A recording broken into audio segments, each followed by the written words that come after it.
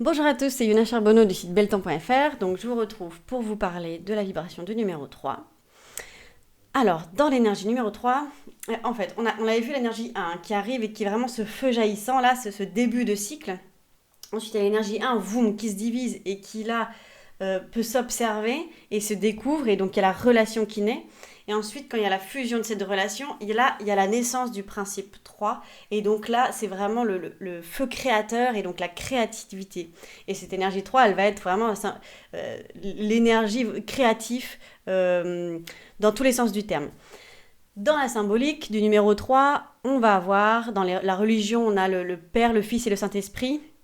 Dans l'hindouisme, on a Brahma, Vishnu, Shiva. Dans le bouddhisme, le triple joyau.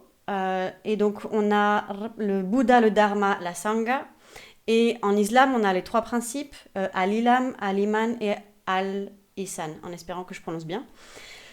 Dans la symbolique, on va retrouver les trois couleurs primaires, les trois rois mages, les trois règnes de la nature, donc le minéral, le végétal et l'animal. On retrouve le corps, l'âme et l'esprit, la thèse, l'antithèse, thèse, antithèse, synthèse. Voilà, toutes ces symboliques-là. Et donc le 3, au niveau de son énergie, c'est tout ce qui est créativité. Expression de soi aussi. Donc on va tout simplement apporter une certaine couleur au monde en exprimant qui on est. Alors ça peut être par la parole, par l'humour et par tout ce qui est art. Donc vraiment, on a l'écriture, la peinture, la sculpture, la danse, le chant, enfin voilà, vraiment tout ce qui peut être artistique. Et donc du coup, les personnes qui ont cette énergie chemin de vie 3, certaines personnes peuvent par exemple ne pas s'exprimer, donc on peut se demander, c'est un peu bizarre, je suis en chemin de vie 3 alors pourtant moi je sais pas trop m'exprimer, mais parce que ces personnes-là vont vraiment avoir dans leur besace des qualités artistiques en fait. Le 3, il a un côté artiste quelque part.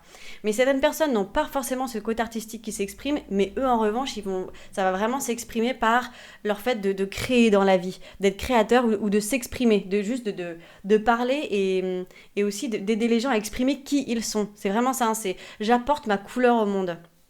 Et donc, dans les excès du numéro 3 ou dans la disharmonie, là, on va avoir des personnes qui parlent beaucoup, qui parlent un peu trop, voilà, qui vont être un peu dans des logorées. Des personnes, on va pouvoir être un petit peu auto-centré parce que justement, on est connecté en fait à ce monde intérieur et à cet élan créatif qui est en nous.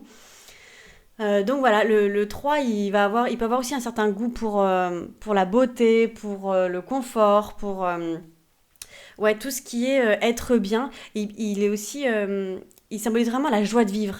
Le petit enfant intérieur en fait. Et du coup, il peut vraiment apporter ça autour de lui. Quelque chose de très gai, de très léger, de très jovial. Voilà, quelque chose de très intuitif, hein. Donc ouais, il peut avoir un talent pour créer, de don de la parole, l'amour des plaisirs, etc. Donc, si je dois garder trois mots pour le numéro 3, ce serait l'art, la parole et la création. Voilà, c'est trois mots qui symbolisent bien cette énergie 3 qui est très ludique, très joviale, ou dans l'art, la création, enfin voilà, une couleur particulière.